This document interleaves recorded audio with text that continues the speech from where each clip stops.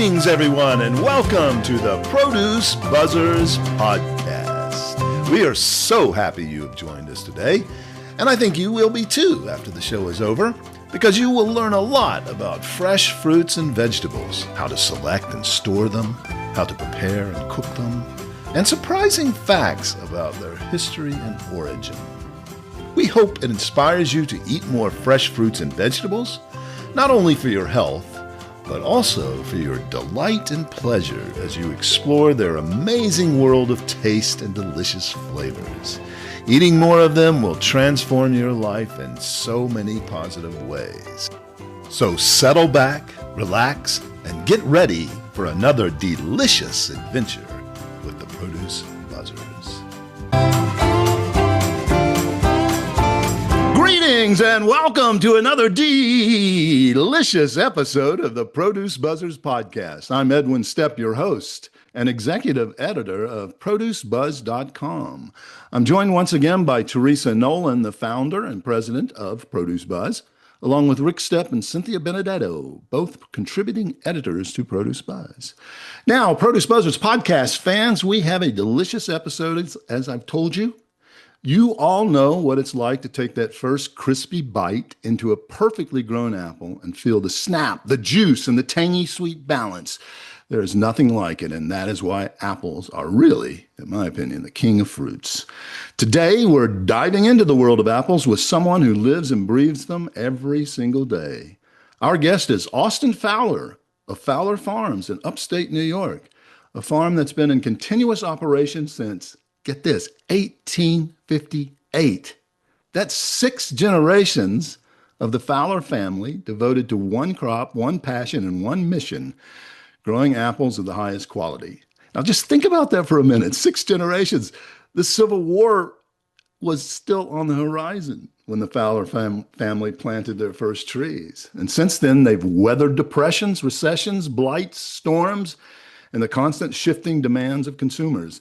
And through it all, they've not only survived, but thrived. Fowler Farms is known not just for honoring tradition, but for pushing innovation in apple growing.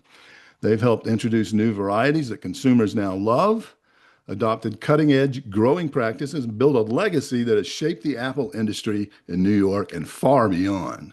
In this episode, Austin is going to take us behind the orchard gates to talk about what it's really like to grow apples in the modern era, the science, the challenges, the weather, and of course, the joy of bringing in a harvest that might end up on your kitchen table. We'll also talk about how tastes in apples are changing, why some varieties explode in popularity while others quietly fade away, and what it means to carry a family legacy into the next generation. So whether you're a fan of Honeycrisp, Gala, Fuji, Empire, or Snapdragon, or one of the many newer apples making waves in the produce aisle, you'll want to stay tuned. By the end of the episode, you'll have a new appreciation for the people, the history, and the hard work behind every single apple you bite into. Awesome. Welcome to the show. Thanks for joining us. Wow, thanks so much, Edward. That was quite an intro. You're going to leave me speechless after that. Well, we didn't want to do that. Maybe I said too much. I scooped you. Anyway, I know you're going to have a lot to tell us that we haven't heard from anybody else. So we're delighted to have you here. I think our listeners know that Rick, Teresa, and I grew up in the apple business. So we know a little bit about it. We didn't go back that far. Here in Western North Carolina, where our dad grew apples, the industry really didn't take off till the 1930s here. I don't think they were really planting much until then. So we can't go back as far as Austin does. But tell us about this 6th-generation farm. Tell us more about the family history, how the farm started and evolved. Yeah, sure. Thanks. We actually, right here in Wolcott, New York, upstate New York, on the shores of Lake Ontario, cool. Our early ancestors came as we all kind of did. Our ancestors came as sort of subsistence farmers, but I guess the original Fowler family is right across the street from our current main offices, and wow. We. Obviously there was no commercial apple farming and such at that point in time, but that was our roots. We landed here, and one of the things that we'll talk about a little bit more as we get on is how how our area here is so conducive to growing apples, and we can actually Mhm. grow, apple trees like in the wild, in the woods. Our environment is one of the best in the world. You do what works best, I think, over time, and I think we've been involved with all kinds of other stone fruits, cherries and peaches and Oh, plums and things, and even hops after six generations that we can do the best with apples. And I think that's what I think you pick what's sort of easy or what right. works, and So you that's ventured into some of those other crops, but eventually you said, no, let's just focus and do what we know how to do best. Is that what you're saying? Yeah. exactly. And I think, as time went on, the competition amongst other or regionality of say sweet cherries, they can just do a better job in the Pacific Northwest than we can. So Right. yeah, that's more sustainability from an economic standpoint, but it just makes sense, so. Yeah. Got it. Right.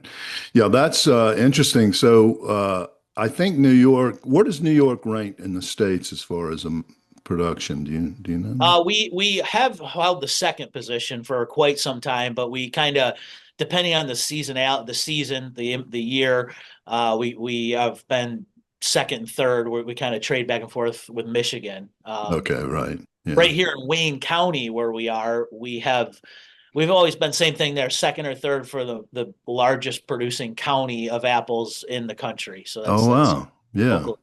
That's interesting. Our little county here that we grew up in is Henderson County, and it's pretty high up there. It's not that high, but it's one of the top producing counties because most all 90 to 95% of the apples grown in North Carolina are grown in this one county of Henderson. Yeah, yeah. So that's I interesting. think I think it's still number seven. What's that? I think it's still number seven for counties.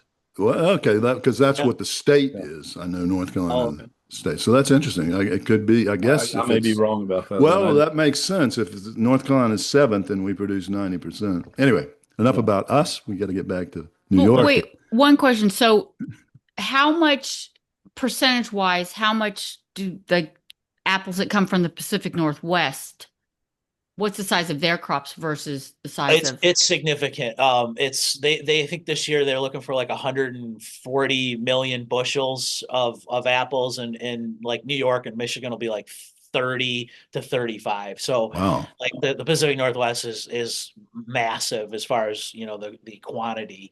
Does that Um, include, that's not just Washington? You say the Pacific Northwest, is that Washington, Oregon, Washington, and sorry, that's Washington. Yeah, okay, which is Washington, their number main one. one, right? This area also, we're unique in that we actually grow apples, not us, but other growers grow apples for processing specifically, All which is right, very unusual. It's not most people grow for fresh, and what doesn't make it go to process. But this right. area, you guys maybe have heard of like Mott's Yeah, yeah. applesauce, Of whatever that course, their yeah. yeah, their plant is right here within about 7 miles or so of our location. We've got a lot of juice plants and things and so that was like a thing, and it still is. A lot of guys make a living off doing processed apples, where they grow big old trees, a bunch of green apples, just volume, pure apples. So but that's not what we've done. So So what's it like to go to have that kind of tradition behind you, 160 years or so, and did you always know you wanted to keep that going as long? Were you like us wanting to flee from it?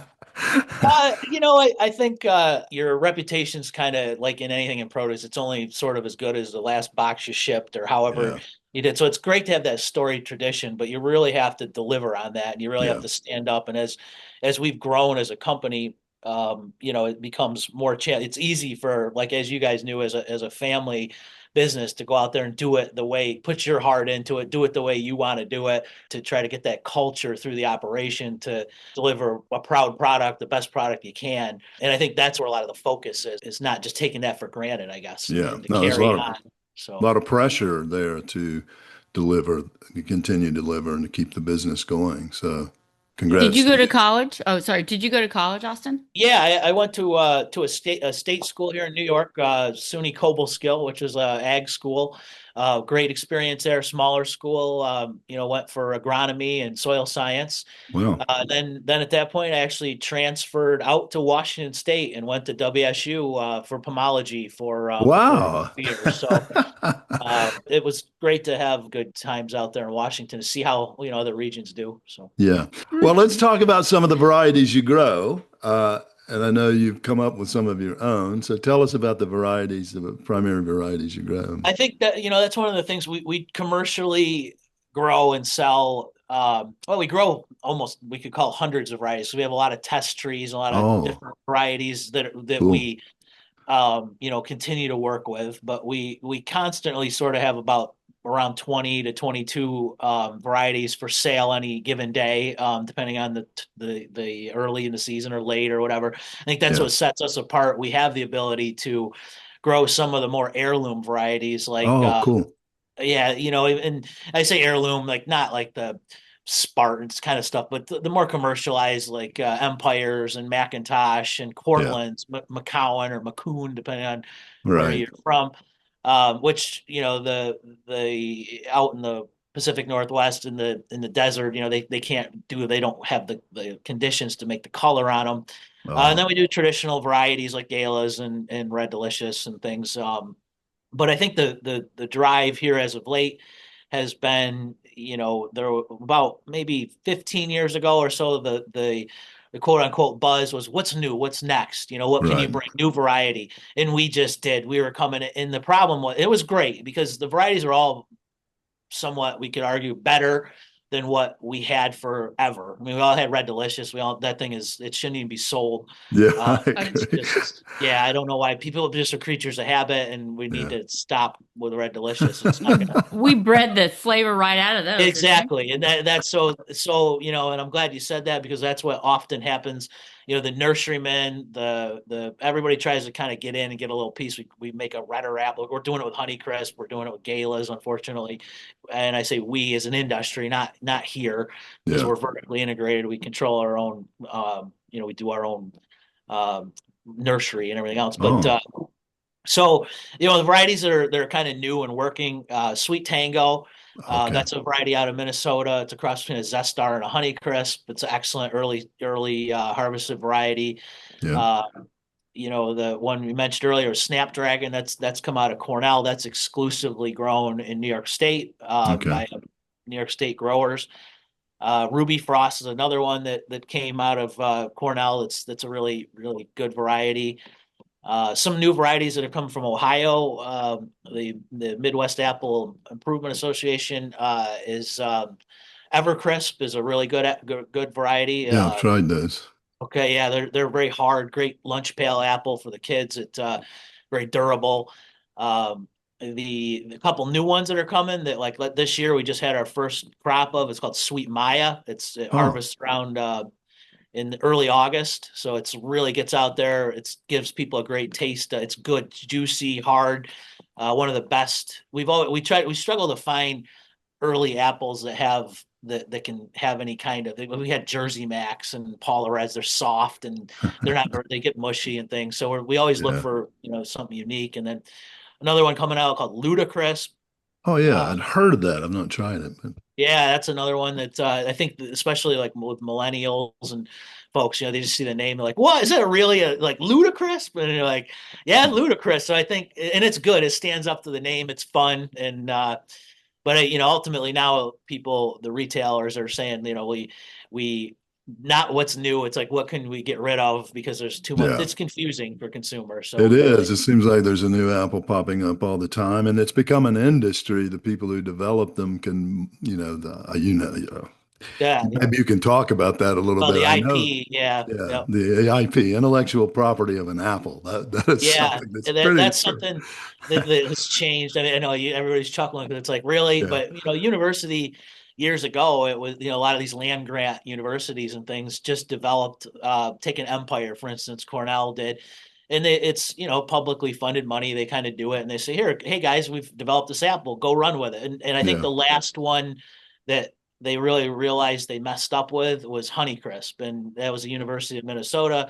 They hit the bottom. This Apple changed the industry forever. I mean, anybody who's been involved in the Apple industry, I don't think there's been anything like it. We were very fortunate. My uncle, my late uncle, thought that was just a home run. It was just totally changed the way, the interesting. juiciness, the texture. He really got behind it 20 years ago, and we by far are the largest Honeycrisp grower in the East, and Interesting. thankful for him to make that call. But so the university just let it go as a there was a royalty on the trees, but nothing. There was no like trademark name, or just said run with it. Guys, this is a great Yeah. apple, go.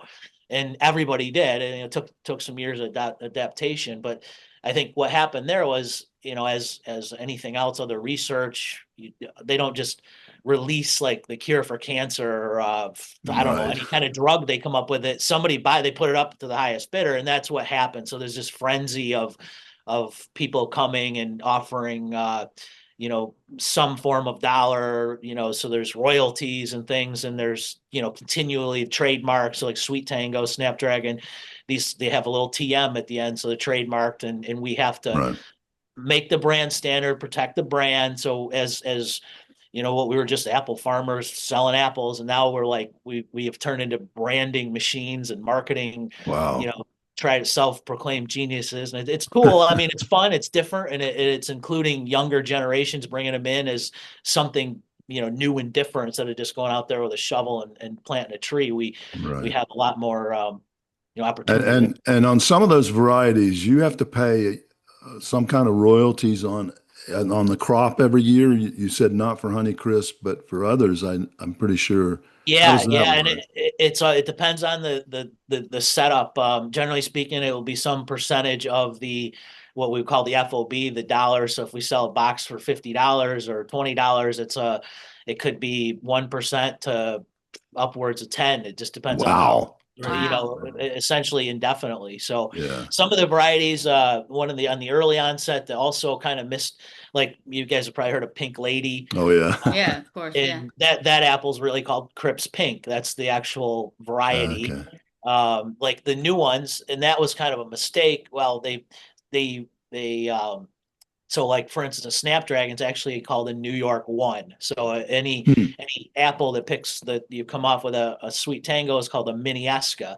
And as soon as the Interesting. patent runs out, the plant patent, like for instance on Sweet Tango, it takes years or whatever to get through the process, but they could come to market with a Miniesca. And our hope is that what we have sold and what the consumer understands it to be is kind of like a facial tissue versus a Kleenex. Like Right. you want to have that nice soft Kleenex. That's the brand that you want to have. We hope that we're so far out ahead of it that we do a better job than the guy come in with a Yeah. mini Esca per se. Yeah, they trademark. And I know Pink Lady, they really, at the trade shows, man, their booths are like huge, and they're really pushing it out there.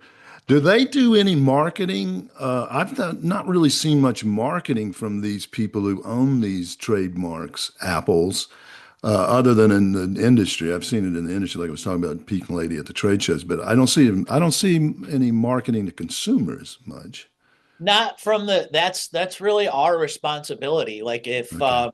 some of the other guys, like I think you guys have worked with some of the New Zealand, like Envy and some Yeah. of those, the groups that, I don't know if it's Oppie or whoever owns that, it's their response. Like we have to invest in that. I mean, to try to build that brand. And so Okay. we, generally speaking, have formed some type of like LLC, or in more cases a cooperative, or a bunch of growers have gone and purchased a trademark, and we all market it as one brand throughout the country or whatever. Two questions.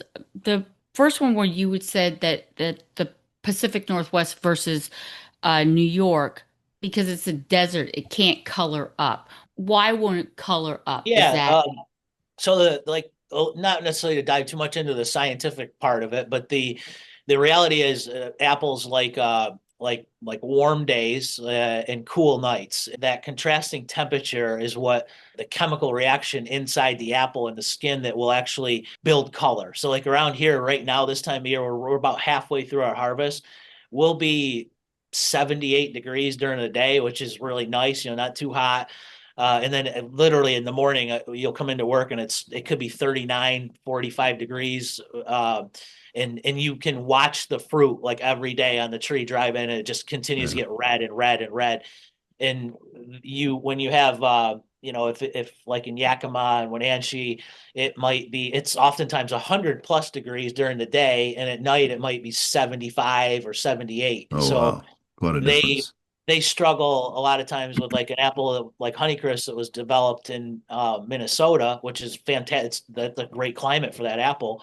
They have to find the right sites. They can't have, there's a lot of elevation, a lot of factors that play into it. We're here, our poor sites would be like we're frost susceptible in the spring or something, but Yeah. otherwise like color temperature wise, we can get that. So like deep red um is difficult there. Another difference would be not necessarily for the color, but just a big is a positive and a negative is it doesn't rain out there really at all. When it does, it's like a shock if they get a little bit of rain. So Yeah. they're reliant on ice, snowfall, mountain, rivers and pumping water to do irrigation. It's essential and for cooling because it's so hot. They actually spray water on top of the apples to cool them down so they don't get Wow. sunburned. And you would think, well, more sun would turn them red. It doesn't. It bleaches. It literally in here, if it's too hot, they don't turn red. They bleach Wow. out. So that's good and bad. We don't have to irrigate very much. Mother Nature, it rains quite often, quite a bit. We rely on that, and at the same time, it can create conditions that are more difficult, like disease pressure. Anybody has a garden, the more it rains, you get all kinds of mildews and things like that. That then you have to go and potentially use crop protectants that's very challenging for us for organic and things because of that nature. But it's ironic that the weather being as organic as it is creates a problem for us to grow organically, but that's Yeah. how it goes. Right. Well, speaking of growing conditions, a lot has changed in how apples are grown, especially in the last few decades, from when your great great grandfather was started. I've seen photos, videos of your farm, and just looking at those, I go, is this an apple farm or is this a vineyard for grapes? Tell us about that and why I would make that statement. Yeah, it's you're right. It's spot on, and I wish we could take full credit. My dad, my uncle were leaders in the industry. We've always said that we need to grow the apple, not the tree, and that's what we're looking for. Yeah. And as I said earlier, a lot of the processing growers, whatever, they grow a big old tree and a lot of apples, but if the apples aren't really good, then we're not doing what we need to do. And they traveled quite expansively back in the day and made several trips to Europe and in the early Uh, 90s. In the US, we've got lots of land. But over there, they seem to be some years ahead of us on trends. Their cost of land was up there. They realized that they need to get really efficient with what they did. right. So they started doing very high density planning. They were doing 2,500 trees per acre. And at the time, there was still in the early 90s, there was still guys planting 300 to 400 trees per acre. Like in a square, you could drive look like a tic-tac-toe board, Yeah. in the field. So they like the system called the super spindle system, and Super spindle system. super Okay. spindle, yeah. Yeah. Super high density, about 2,200 trees per acre, about 10 feet between the rows, fully trellised. The reason why we do what we do is the trees actually compete against each other for nutrients and things. And when they Right. do, Mother Nature, the whole point of the apple tree is for it to grow apples to make seeds and have them fall off the ground and continue Right. its reign. That's like all of us. We want our, I guess we're Interesting. supposed to just make more of our species. And so Yeah. when you compete the trees, they push more apples. And ultimately today we've done the same thing. We have to build this kind of expensive trellis we actually grow locust trees and cut them and make Hmm. locust posts. They last better than treated lumber or anything else out in the field. Ah, okay. That's interesting. So very sustainable on land that we have lousy, low-lying areas or side hills and things that aren't suitable. We'll actually plant locust trees and And then uh, you harvest those locust trees and you cut them into posts to you trellis got the it. trees. Yep, Yeah. yep. So and we've even gone into older blocks and pulled them out and reused them. That are 30 years Oh, old or whatever. So it's oh, pretty amazing how resilient they are. But yeah, and then today, I think, it's that decision that literally everything we put in the ground since 1992 has been in the super spindle system. and it's allowed us to mechanize. Like we build our own sprayers in our shop. We don't use air blast sprayers like the things you see, the kind of ugly things on TV with the big cloud of Right. spraying through the trees. We just use pressure because the tree canopy is only about an arm's thickness, not even probably a forearm, thickness, and we have this fruiting wall. So that's why it looks like kind of like it's even thinner than the canopy of the tree is thinner than a vineyard. Oh, wow.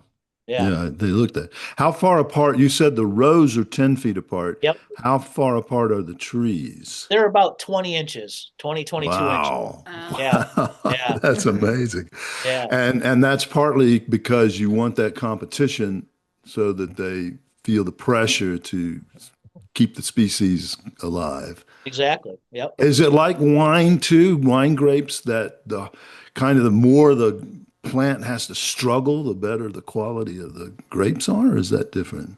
Um, I'm not sure if it's quite like this year, we didn't have the rains that we had, and that generally will make higher bricks. That's simply because there's not as Oh, much right, right. moisture in the apple. But I don't know. I don't think that from a like if you starve them for nutrient or whatever, that they would produce a better apple. I think it just makes them more precocious in their like fertility, let's say, to Yeah, try to push more fruits. So right. That's great. So, and what's your yield on trees that are 20 inches apart versus a traditional orchard that the trees are not even touching normally in those, I don't think. But is it? no, no, and you say that, and a well a well cropped kind of more traditional Johnny Appleseed looking orchard versus what we have today, you might be able to push similar yields, but the Oh, difference is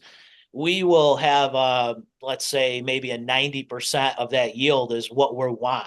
Well, excuse me, what we want. We want to have right. high quality red big apples, and whereas in the other case they want just bushels of green misshapen, kind of doesn't Yeah, matter. So got it. it's really just about the quality that you're looking for Yeah. out. And the other thing, it seems obvious, is that it's much easier to take care of them because they're not as tall, not as bushy, and when it comes to harvesting, I'm sure that makes it much easier. Oh, Correct? it's a big difference, and that's in the recent years. That's what we've really done. We actually, because of the system, is kind of like it's not something that you can go down to your John Deere dealer or New Holland and just buy equipment that works, because Yeah. they designed all their equipment for the orchards of the past. Like I said, in the Right. spring, we have a fabrication shop, and we actually build.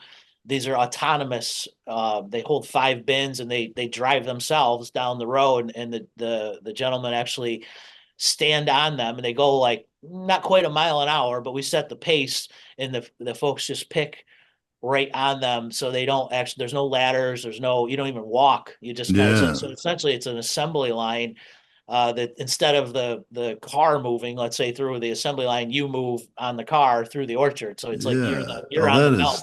that is cool. It's pretty cool, like it's very Yeah. ergonomic, and the guys But love it. It's they're still hand picked. The difference absolutely. is those guys they don't have to reach up high or get up on a ladder. They're just moving along and Yeah, yeah. Most of the people they still do today. They call what they say bin out the orchard, and somebody takes a tractor with empty bins, and they just put them where they think, like a couple bins by trees, and the guys yeah, go up on a ladder, and they pick the apples, put them in I've their seen a big lot of bag, yeah, that. and walk them over to the bin, and then they put them in the bin, and somebody goes and collects all these bins, and they're beating up the fruit and bouncing around Right. all over. And so it's just anything we can do. We're just constantly looking for ergonomics, looking for efficiency. Can all apple trees be grown on a trellis, or do you have to have specific? No, a good question. The whole reason that works is they're an apple tree, but they start with a specific root stock. So a traditional, like I mentioned earlier, a Johnny Appleseed. If you take a seed from an apple, then this is how they do breeding. Like, how do we come up with a variety or whatever? And that's kind of a little side note, but um, if we don't plant apple seeds, like you don't take a Honeycrisp apple, take the seeds and turn them into a Honeycrisp. That's not, a lot of people think that's how it works. that if you took a Honeycrisp, took the seeds out of it and planted them, there's no telling what kind of variety you might get. So you Right. have a Honeycrisp in the orchard next to like a Gala. A bee will go over and it will get into the pollen of one and it'll take it over to the Honeycrisp.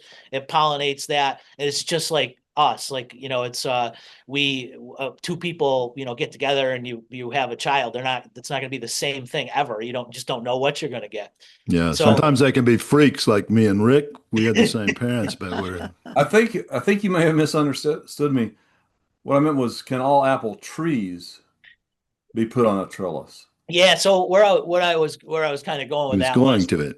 yeah, I, Okay. I I got off a little sidetrack, but No, but that was good. so I wanted our Yeah, yeah. listeners to No, hear that's that good. because Yes. that's Hmm. Yeah. fascinating fact that you don't so take how that. we yeah, how do we make an apple tree? I guess is where I was going. Is we Okay. take you go in the orchard and you actually take. There's two ways to do it. You can take a bud, like a fruit bud, off. If you even if anybody who's listening, you go out and you see a tree. There's like buds where something will pop out eventually as a limb or whatever, and we cut that bud out of, let's say, a Honeycrisp tree, and then we use rootstock, which is it won't produce any apples. It's part of the apple family, and there's literally hundreds of different types of rootstock that Mm. do different things. Like if it's an extreme cold environment like Poland, they have ones that are susceptible to extreme cold. Or in our case, we're using fully dwarfing rootstock. So what it does is we'll take that bud and we cut like a little notch into this rootstock, which is just a little stick with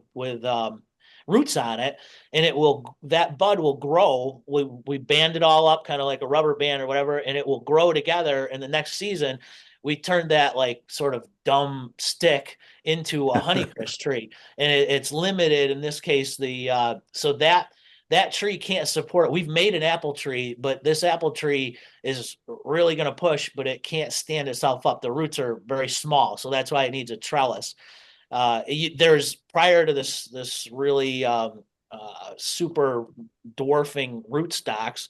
Everybody knows those big old trees. Well, they were what they call seedling trees, and those were like that's what a real apple tree is, if without any kind of grafting or anything of that nature. So, and those Mhm. don't need a trellis. So, Yeah. So when sure. you graft the tree with on different rootstock for the Honeycrisp or whatever you Uh-huh. choose, how long before that tree on the trellis, or how long before that's producing fruit that you can actually market consistently enough? You're looking, it sounds like a long time, but it's way shorter than it used to be. It's about, 5 years or so. You can actually have a little bit of apples that you can produce. Whereas back before you got into this, before you pushed them, it might be 7 or 8 years, which is huge if you have all that investment in the ground. I have actually seen apple trees advertised that have 4 or 5 different Yeah, varieties on them. yeah, yeah. Yeah, And and they're pretty cool, but they don't usually they're hard to get to keep for a long time. They don't usually pan out, but it's funny you say that. So what we do now with our orchard reestablishment, like for instance, a variety that's sort of maybe falling out of favor, that didn't make it, like I'm trying to use, so maybe we had a variety called Fortune, and they were on super spindles. So we had this huge investment in the establishment of the orchard. We can actually go through, and what we do is we'll graft the orchard over. So we'll cut the whole tree, a fully functioning tree off, and we'll graft onto the rootstock that's in the orchard. And within 3 years, now we'll actually have reestablished and have a Honeycrisp orchard. So that's pretty cool. Whereas before you had to, bulldoze or rip out all the old trees and plant a whole new tree in the orchard. So, and you can play around with, you can do anything you want. It's remarkable that I think it was Darwin or whatever, that really hasn't. I mean, you can look back in like the 1800s textbooks, and it's they did it then. We just are still Oh, doing it today. yeah, So that's fascinating. I know there's a lot of old apple orchards still around here. They're pulling them out, but somebody was telling me there was one near where my dad's packing house used to be. The trees there were over 100 years old. They were still bearing, but when they get that old, I suppose they're less productive and not as good a quality. But you got to. So, uh, what is the typical life of a tree the way you're growing them? Do you have to pull them out every few decades or every 10 years? Or, Well, well, it can't be you 10 know, years, but like I say, we have still have some of our original plantings from 1992, and the ability to graft over, and it's happened significantly in Washington State, like when we talked about Red Delicious, and that's a great one that's falling out of favor. That the established, if you had a decent, a nice semi dwarf for a very productive orchard, you graft over, you cut the Red Delicious, the scion off the top, and then basically stick with the rootstock, put Honeycrisp or whatever's working for your farm in there, and move forward with that. yeah, that was our main variety when we were growing up. And my dad, Red Delicious was probably, what would you say, Rick, 75, 80% of our production. And Yeah, uh, probably so. The then thing we is, had, though, we had those old fashioned, like they call them Starks Red Delicious, Oh yeah, They oh, weren't, they yeah, had a lot of flavor. they tasted right. good. Yeah, Yeah, people have forgotten. They're not. If you get like a Stark Red Delicious is a pretty good apple. I mean, yeah. maybe it doesn't compare with some of the stuff today, but They it's get not a bad. kind of a spotty skin, I think, if I remember. Not spotty in the bad way, but Yeah. would have more, Kind but of maybe more streaks, like, what did you say? What a did lot you of say? green streaks in them. Yeah, stripes. Yeah. Yeah. And sometimes the russet. We had Red Delicious, Golden Delicious, Rome Beauties, Mhm. wine sap, stamen wine sap. Sometimes stamens and wine sap different, but we also had a stamen wine sap. I don't remember any other varieties, Rick. What else did we That grow? was pretty much it as far as the Commercial. Yeah. mainstream. Yeah. Yeah. Can't even, I know We had a lot of the we, old fashioned things like the Arkansas blacks and Oh yeah. they Wolf weren't, Rivers. they weren't very commercially viable. We had fruit stands too here in Western North Carolina. It's a pretty big tourist area. So my dad had about 5 or 6 fruit stands, and Rick Oh and I wow. ran those, and we grow these Lodi's. We get these Lodi's, Uh-huh. which I think is a California apple, isn't? Is it from Lodi, California? I don't know, but those things would just blow up. They were like the first apples you get in the summer, and you could keep them on the shelf for about 5 or 6 days, and then they just start splitting. Uh, But anyway, and Wolf Rivers, those were not very good eating apples, but the automation part is going to be exciting over the whole operation in the next years to come. But I think, the thing that we can control, which is inside, which we pack, 365 days a year. What oh, we do is really? called, Yeah. yeah, what we do is called pre-sort. And we put the apples float, of course. A lot of people probably maybe don't know that, but um, we put them in the bins. The bins go in the water. The apples float out. It's kind of a nice thing to watch. Sort of surreal to see all the nice apples float out and whatever, and go Yeah. down in flumes. So we, instead of running them on conveyor belts and things where they can bruise, they just sort of go in these water canals. And then, the grading, we have a lot of the equipment is from the Netherlands or Europe. They're really specialty in optical grading. Hmm. We look at the percentage of red. We analyze, so like every apple will go through a process where it gets about 70 pictures of it taken. It essentially creates like a 3D model of the apple, like everybody's. Wow. Yeah, it's cool. Like when you see on TV, Amazing. you see like that CAD drawing where they spin something around. Like every Yeah, apple goes through a process of and then we're talking at like 8 pieces per second per lane, and we have like 8 lanes, so it's very, very fast, and we can that's hardly see it. amazing. And so we analyze that fruit for, what's the percentage of color? Does it have external defects? So it recognizes the stem, it recognizes the calyx end of the fruit, and looks for, any kind of bruising. We use near infrared cameras, color cameras, so we can actually see underneath this better than the human eye. Like if there's a bruise there, we can detect it and have it basically rejected as a cull apple. Every apple gets weighed on a Hmm. on a scale in real time. Same thing, 8 pieces per second.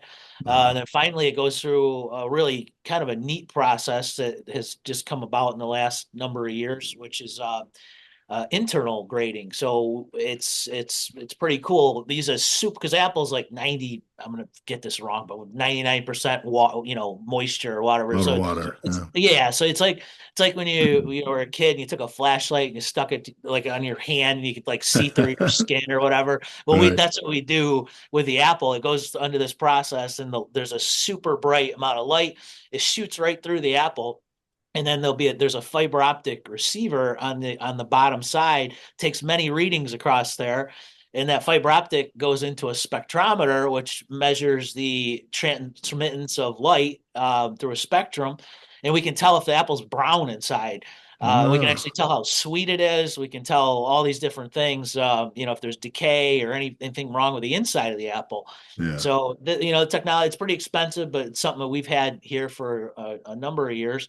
And then that's how we know all these apples are whatever the grade. So when you see the consistency in the store, like on the shelf, that they might be big, they might be small, but they're all consistent, and that's what we're That's trying to develop. And that is fascinating. Yeah, yeah, there's no way So a human could figure that out. They can't see in the apple without cutting it. that So, would be impossible. That's right. yeah, So that's non-destructive. Yeah. yeah. so with that technology, you also, is that how you get your bricks readings? No, we don't. We've never really commercialized the. We do our own QC with it's a similar process where you take some juice from the apple and you put it on a refractometer just like other produce, and you measure the bricks, which is the amount of sugar content. Um, and we just kind of have that as a benchmark. We haven't really, there's not a tremendous amount of difference like throughout the year, or even in a variety. They'll like in apples, like a high bricks apple, just for instance, might be like say 15 or 16 bricks, and a low bricks might be like 10, which is not as, but there's more to it than just the sugar. There's the like kind of the sugar acid ratio and what goes Right. into, you might be like a sweet apple, but you kind of like to have that bite, and there's a lot of food science there that goes into it. But we don't never really commercialize, never really say these apples are a lot sweeter than these or whatever, because there isn't a huge difference, and I don't know if there's a premium for in the market for that. So Yeah. I've seen these charts, graphs where you use like apples ranked from sweetest to tartest, and I don't know how accurate those are, but uh, they all seem to be pretty much the same to me. But I don't know. I don't have a great palate, you know. I'm not a wine connoisseur or anything. But that's yeah. So Well, you listen, let burned me. off your taste buds. She always jokes about me. I love hot, spicy foods. What are your three top varieties in volume? right now our current top varieties would be Gala, Honeycrisp, and it's probably the third one is a close third. It would probably be we'd still do a lot of Empire. Hmm. And that's shifted more toward like the food sort like sliced apples. Like the slicers love that because it's a great eating apple and the shape is great for slice. So we still grow a lot of Empire. Um, uh, I'd say that's probably the top three right now. Sure. Yeah. Is the Snapdragon, is that a good baking apple?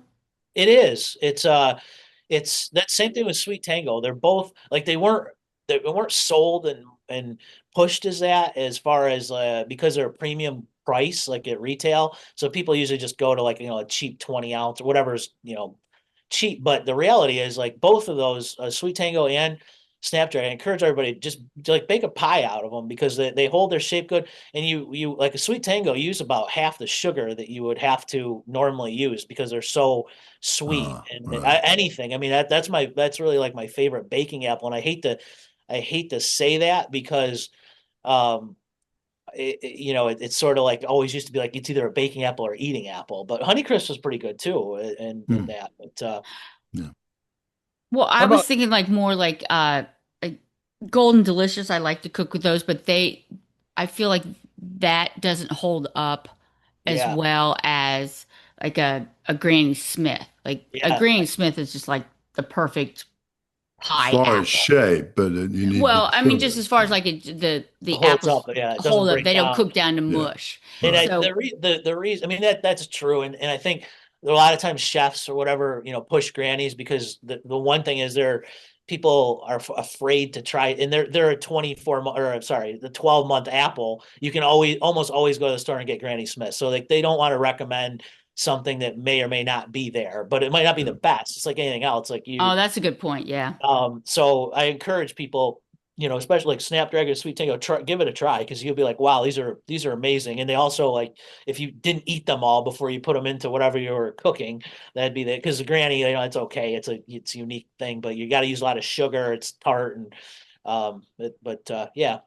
Teresa. What about applesauce? Are all these good for applesauce? Say, I think I like with a sauce, I like to blend a few like similar kind of apples, just so it's very, like if you take Sweet Tango and Honeycrisp mixed together, it makes a really good sauce. But I find like Honeycrisp or just Sweet Tango, they're just kind of like, they don't have, there's nothing that kind of gives you up and down, or like a little complexity. Just too one Too dimensional. flat, right? Yeah. Yeah. Mhm. Yeah. Yeah, one thing that like on site we do some cider, some sweet cider, Uh, and generally speaking, single varietal ciders. Like a lot of people, just because everybody knows Gala, like do a Gala cider. It's lousy. Like yeah. it's not. There's nothing to it. It's just dead. It's okay. I shouldn't say it's apple juice, but and we found that we do a Sweet Tango cider and a Honeycrisp, and those they hold their own. They Ah, don't have the complexity of a blend, but they also are excellent as they stand. Like, I mean, you put especially kids, and what they're so sweet and like natural. There's nothing. It's just the way it is it's kids will just pound the stuff, and it's really yeah. good. I remember tasting those at one of the produce conferences you guys had them out to Yeah, serve, and it was for really sure. good. We used Yep. to make a lot of cider as well. Mhm. I don't know how we got away with it. My dad would never pasteurize it. We would just put it in Oh, plastic jugs. yeah, that was And the way it was how I don't know how we all yeah, made it. well, he was religious about that. It's like, no, Yeah. you pasteurize it, the flavor's gone. So we just kept it in plastic bottles and sold it, kept Uh-huh. it cold and sold it in our Yep. fruit stands primarily. Nobody ever got sick that I know of. So Yeah, no, it was a little bit We dangerous. did But my have one brother guy that was the, complained once, and the health oh, department came, and oh, really? I didn't yeah, know. they s- they tested it and it was fine. But anybody could probably, if their gut bacteria is off, and they yeah. Yeah. drink a bunch of fresh squeezed cider, they could You have a have a problem. better Our, reaction. our, our older brother who's passed now, but he was our cider making king, Uh-huh. and he knew how to blend those apples. He would have to have at least five and sometimes Oh six or yeah. seven varieties. Yeah, And that's my dad. He's that guy. He makes the mix of our blend, so yeah, he's good at it too. yeah, So that's good. yep. Yeah, So, we used a fourth golden delicious, a fourth red delicious, a fourth stamen wine sap, and a fourth Rome. oh, The okay. Rome So is a neutral flavor, and that was our favorite recipe. yeah, Huh. okay. I thought it was more. That's only four varieties, but that was, Well, I we knew. put other varieties with it sometimes, So but Yeah. Leon Stepp Jr. was the mad scientist. Yeah, kind Yeah. of. He got a horticulture degree at North Carolina State University, which is a big ag school, Uh-huh. and that's where he learned to make the cider. We weren't making it until he went to NC State and came back and said, "Let's start making cider." And in they fact, they they did it for a fundraiser, if you remember, at the horticulture department, Hmm. and the professor that made the cider was from New York, mm, okay, and he's the one that had that recipe of blends. yeah. Back in the day, guys used to sneak some pears in there, before you, Ah, Oh, because that was then it'd be like, man, this stuff is like candy, and you're like, ah, yeah. that's good. Do you guys grow any pears? We don't, Yeah, no, we don't, one of not those. anymore. No. Yeah. I know back in the day, most of the apples grown were for cider and they weren't really very good. Even probably about the time your family started, most of the apples were for cider, weren't they? They weren't. Yeah, there was a that was a big push, and I mean it's so far before my like time. I just know Yeah. that's a fact, and it's funny because it's kind of, I don't want to say it's come full circle, but there's a demand that actually cideries around have really come back into favor, and it seems like there's a cidery everywhere around here in the Finger Yeah. Lakes, and they'll pay a premium. They we don't get into it, but other guys will plant some of these like old English apples and Right. things. God, they're Right. hideous looking, but then they taste like acid, Yeah. but that's what they want. And then, Right. so guys are doing it, but It produces those really dry ciders, which I like. I like a good, hard cider, really dry cider is exactly. what you need, Yeah. and that's Yeah, I good. hear you. So, yeah. What's your favorite variety? Is that like saying what's your favorite child?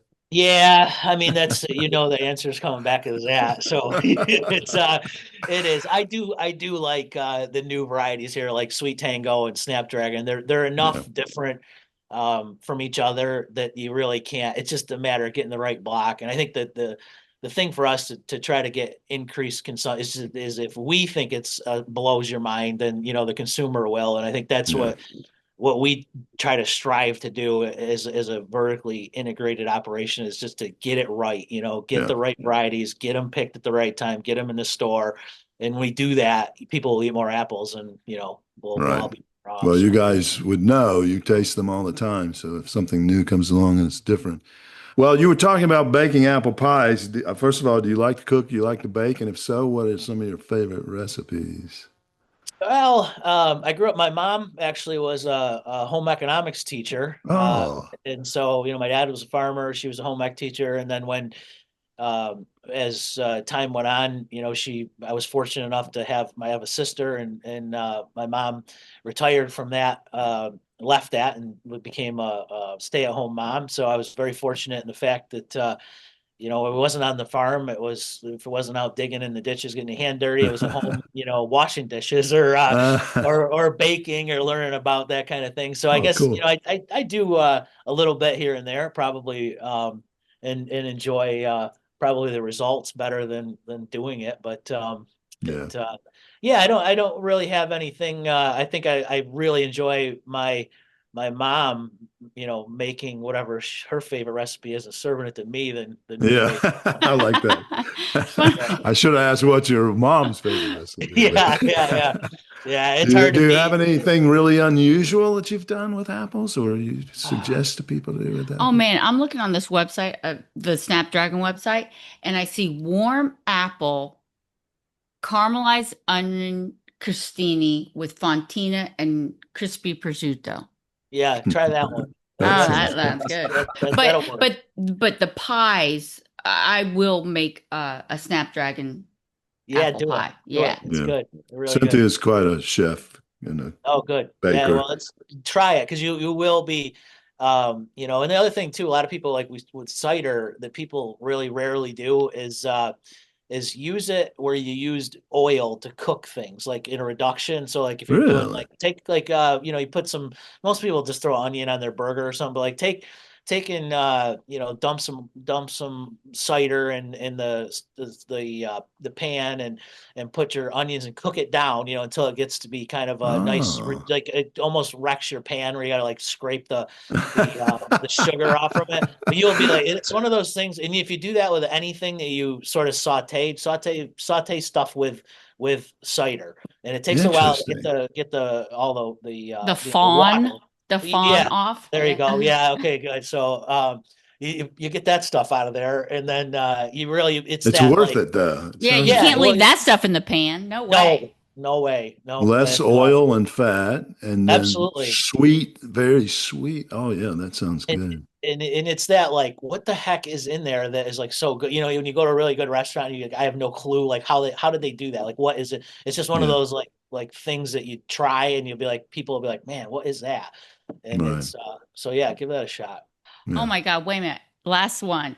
Individual Snapdragon butterscotch pie. Ooh, that All right, that's right up my Cynthia, alley. you Yeah. got the orders I'm for on the my case. I'll get baking. back to you She guys. sends I me will. Yes. baked goods every Christmas, so she's going to be on it now. That's great. Yeah. Yeah. We talked about the South Beach Food and Wine Festival. That's Yeah. what we did. We did a Snapdragon on a cracker with like honey drizzle and some goat cheese, Oh, and just Oh, it was just like it was like something you wouldn't think of, but man, it was right. pretty good. It went over well. People liked There it. you go. I like it. All and right, did Did you we're you gonna. cook even it? put like if you put like a little like uh like crushed red pepper, which is so anti-me, but with those flavors that you just said, with a little bit of That's a heat good would be idea. good. Yeah. That would be good. Do you cook the apple, or are you talking about No, just sliced, fresh slice. sliced? Uh-huh. Yeah, thin Right. slice, just like yep. Mm-hmm. Yeah, no, it's good. Well, we're going to let you get What I back did, to. Oh, go ahead, Rick. this week, I tried something really different. My brother-in-law makes these really good hot Russian cucumber pickles, and he Mm. gave me a jar of them. And the juice was so good, Oh, I didn't want to pour it out, so I took some of my homegrown Zestar apples and okay. sliced them up and put them in that pickle juice. Mm. You just And ate it. Did you cook it or you just ate it? I just cut the apples up fresh and put them in the same juice and let them soak for a Oh. few days. That's They're interesting. really Apple good. pickles. Oh, Yeah. Never heard of apple pickles, but it makes sense. Yeah, Rick's got an orchard at his house. 3 Okay. trees. 3 trees. you got a Zestar tree? Yeah, I have a Zestar, a Honeycrisp, and a State Cool. Fair. All right. Well, that makes sense. A good Michigan trio there. Yeah. Yeah. Yeah, We're going to I let live you in Sorry, go. Minnesota, so, Minnesota. Yeah. yeah. We're going to let you go because we want those apples to get harvested Yeah. and get on the trucks to us. You So bet. we Oh, want you to I get back want to to ask him one more question though. Okay. The when you went to that show in Florida in South Beach, and there was a lot of alcohol involved, did you make any good adult beverages with apple products? We they were probably so good. I don't remember. I can't really tell you which one was the best, but you can. There's some pretty good. There's really good. There's some recipes out there that are good. But yeah, absolutely. Yeah. Apple martinis, kind of spice cider, rum, and all that stuff is All great. right. So All right. Good. All right. Okay. As I said, we're going to let you go because we want those apples coming to us. But there's something we do here every time on Produce Buzz, and I didn't tell you about it, Austin, because I was afraid you would say no. We have a ritual we put our guests through every time they come on the show, every guest that comes on. And I hate to say it, but it's painful. It's very painful. So here's the deal. Teresa loves puns, and her puns are really bad. So bad they're painful. So this So is bad. So what we do every episode we have a segment we call Homegrown. oh, Get it? So Teresa brings out a pun. It's usually in the form of a question, and we try to guess what the punny answer would be. And then we all have to groan because it's never funny. It's just a really bad pun. So I'm sorry to put you through this, but you have to. It's part of the payment for being on here. So are you ready to play Homegrown? Teresa, All what's right. our homegrown of the day? He's speechless. He has nothing to say. wait, I'm bracing myself. This is Yeah, please. going to be hard. This is Glad tough. I you're can feel sitting it. down. Yeah. Okay, so Honeycrisp and Sweet Tango got an invitation to come down to Fowler Farms to get juiced and sauced. Imagine what do you think their reaction was when they found out they weren't going to a bar? Okay, so Honeycrisp and Sweet Tango got an invitation to Fowler Farms to get juiced and sauced, and they thought they were going to a bar, but then they realized something else. What did they say? What did they do? What was their reaction? Yeah, What what was was their reaction? Okay, well, Rick's usually really good at coming up with something that he said. Well, Got it? Not today. It's got to be a punny. weren't expecting to be depressed. No. That was pretty good, actually. Yeah. Yeah, not They were bad. depressed. They were depressed. That's good. Yeah. Cynthia, come on. Your turn. I have no idea. I was thinking something with sauce. I don't know. I can't. I got nothing. Help us out here, Austin. Austin, you invited them. You should know what happened. Oh, boy, I don't know. I'm struggling. Well, that shows your intelligence that you can't come up with a pun because these are usually so bad. Yeah. That's a tribute to your intelligence. Okay, you Okay. give up? I give up. I have no idea. Yes, he's like Okay. uncle. Yes. Uh-huh. Okay. Honeycrisp and Sweet Tango were apoplectic when they found out they weren't Oh, going to a bar. Oh, oh, see what I mean, oh, Austin? Oh, I apple almost had that one. Oh, really? It's right now, as I, Apoplexic. yeah, it Oh, was the first thing that came to mind. man. Oh, that's really, you've outdone yourself, Teresa. Yeah. I think that is probably the worst. Okay. Okay. We Thank saved it for you. you. We saved it for you, Austin. Yeah, all All right. that fun times at Austin at the Fowler Farms. Well, thank you so much for joining us. This was a lot of fun, and it's going to be a great episode. I know. Appreciate your time, Yeah, and thank you guys. we wish you a great season. Of course, so you said you go 365 days a year. It's because of those controlled atmosphere storages, I Yep. think, Yeah, which you can keep them for. How long can you keep them in there? 2 years? no, You know, I wouldn't maybe a want to Red do it. Delicious. I think some of these Red Delicious are more than that. It tastes like they're more. Agree. So, Yeah, well, when it's cardboard. No. Exactly. Yes, yes. Yeah. Okay. We're very gonna good. let you. Thank you Yeah, so very good. It's much. nice to meet everybody, and Okay. Thank you. Thanks. Well, Great. Bye. Thank yeah, you. thanks a Bye lot. bye. Well, thank you, listeners, for tuning in to the Produce Buzzers podcast, brought to you by Produce Buzz, the gathering place for lovers of fresh fruits and veggies. We hope you were entertained a bit and educated a lot about fresh produce. Be sure to join us next time, and please tell your friends to do so as well. Like, share, and comment on our Produce Buzz Facebook page. And check out our website at www.producebuzz.com. There you will find articles about fresh fruits and veggies, how to select, store, and prepare them, as well as lots of interesting facts about all the wonderful bounty the earth provides for us. Until next time, be fruitful and don't forget to veg out.